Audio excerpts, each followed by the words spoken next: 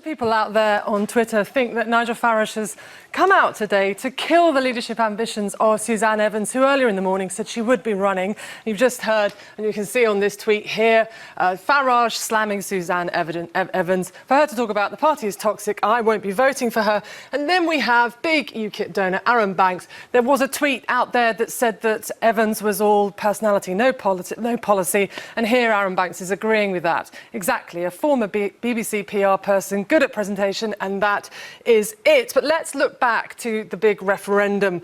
Most people, most experts agree that what played highest, one of the highest issues was immigration. But why? Did it come from direct voter experience? It doesn't actually look like it. When people were asked recently how many EU citizens they thought were in the UK, Remainers said it was 10%. The actual number is 5%. And then look at this. This is how many people in the UK Leavers thought were EU citizens. Here you have 20%, a fifth, compared to the actual number, which is 5%. Robert.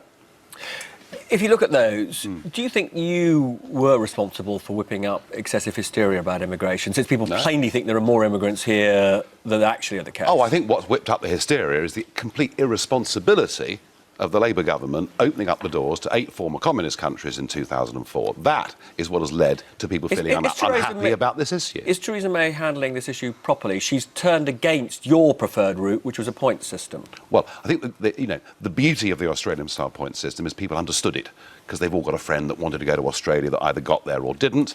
There are other ways of doing it, and I get that. So you haven't lost faith in her yet in terms of her pledge to control immigration? Her track record is rotten. As I say, as Home Secretary, she completely failed on the immigration issue. We're going to have to wait and see. Now, tell us the truth about Trump. Are you advising him? Well, the truth is that I went to Cleveland to the Republican convention as part of my getting my life back strategy, having resigned as UKIP leader, and I was just stunned by how big Brexit was over there. Not just amongst the delegates, but just ordinary folk you met in the streets wanted to talk about Brexit and what it meant. Yep. And some thought it was brilliant, and some thought we were crazy. Did you have any opportunity to talk to him this time?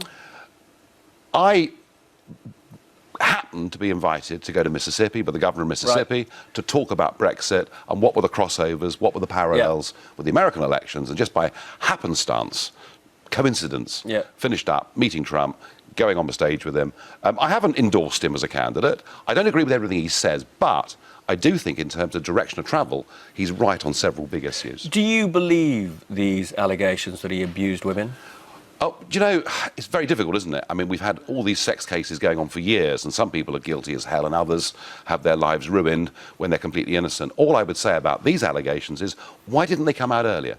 Why did we hear none of this during the primaries over the course of the last couple of years? I don't know any more than you do what the truth of it is, but I find the timing of it really quite strange.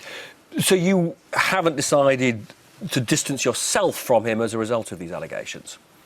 Well, I agree with the direction of travel that Trump is trying to take America in. He's actually recognising the threat that ISIS face. He believes in national democracy. Hillary wants the European Union to be a prototype for a bigger global union, a free movement of people.